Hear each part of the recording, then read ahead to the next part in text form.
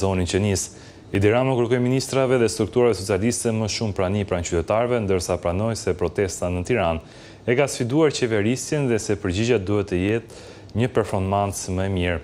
Në horizont janë zgjedhjet vendore të vitit 2027 dhe reforma territoriale ku propozimi për 46 bashki përballon kundërshtime dhe brenda territorit socialist. Përballë majorancë që nisi organizimin, opozita premton një shtator të fortë politik.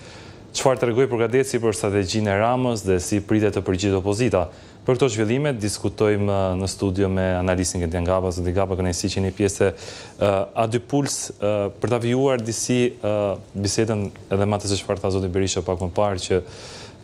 Tirana nuk do të votojë me Partinë Socialiste duke etiketuar si parti të krimit dhe është pjesë e narracionit të tij, po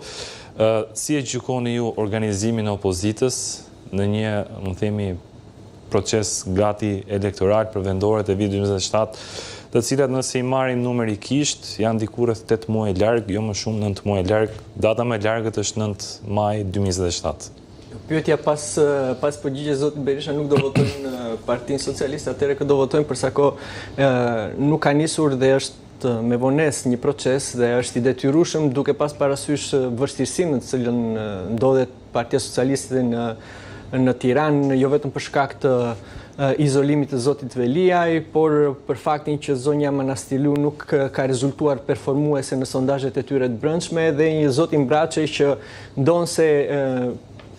me gjasa nuk do të jetë vetë kandidat, kërkon nisjen në një procesi për të paktën për të rishpallë një kandidaturë që të jetë konsensuale brenda PS-s, duke sfiduar në një farë mënyre autoritetin e zotit Rama, i cili e ka imponuar zonjën Manastiliu vitin e kaluar. E megjithatë, duke pas parasysh të vështirësi dhe krizën që shfaqet përmes protestës qytetare prej 90 ditë dhe gati, oportuniteti për opozitën shumë i madhe do të ishte një rast i quar dëm në qoftë se nuk ka një organizim të opozitës në gjithë grupimet e saj politike, parlamentare dhe jo vetëm, dhe një luftë me kohën, sepse në qoftë se ne kujtojmë se zgjedhjet janë ato që zhvillohen ditën e zgjedhjeve dhe fushata zgjat vetëm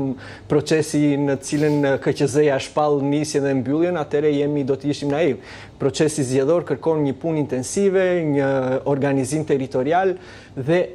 duhet kishte nisë faktikisht, por përveç oportunitetit për të marrë Bashkinë e Tiranës nga ana e opozitës, ofron dhe një oportunitet tjetër, sepse zgjedhjet kanë aftësinë ta tonifikojnë partinë. Pra duke nxjerr kandidatin, duke prodhuar alternativë, duke organizuar strukturat, partia do jetë më e përqendruar në krijimin e një momentumi për zgjedhje sesa në ato cicmicet e brendshme që janë të pashmangshme, sidomos kur partia ka kaq gjatë në opozitë.